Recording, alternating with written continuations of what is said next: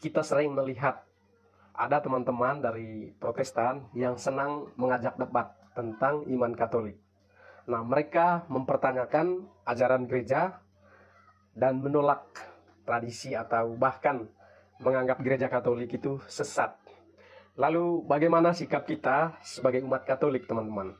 Apakah kita harus meneladani perdebatan itu atau justru kita menghindarinya?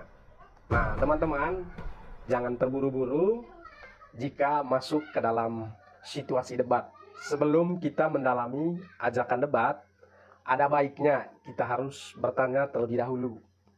Apakah ini akan membawa kebaikan atau hanya jadi ajang saling menjatuhkan?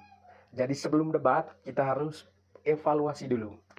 Apakah lawan debat mau mendengarkan dengan hati yang terbuka atau hanya ingin menyerang iman kita? Kemudian, kalau debat hanya akan menimbulkan kebencian, menimbulkan kemarahan, lebih baik kita arahkan ke dialog yang lebih damai, yang bersifat kasih. Di dalam gereja Katolik mengajarkan bahwa iman dan akal budi itu harus berjalan bersama, harus berjalan beriringan. Jadi kalau mau menjawab tantangan teman-teman Protestan, maka kita sebagai orang Katolik harus memahami ajaran gereja dengan baik. Jangan asal jawab kalau kita belum tahu apa jawabannya. Kemudian kita harus menjelaskan bahwa kitab suci dan tradisi tidak bertentangan, tetapi saling melengkapi satu sama lain. Kemudian kita harus menunjukkan bahwa Yesus mendirikan gereja di atas Rasul Petrus, tercatat dalam Injil Matius bab 16 ayat 18-19.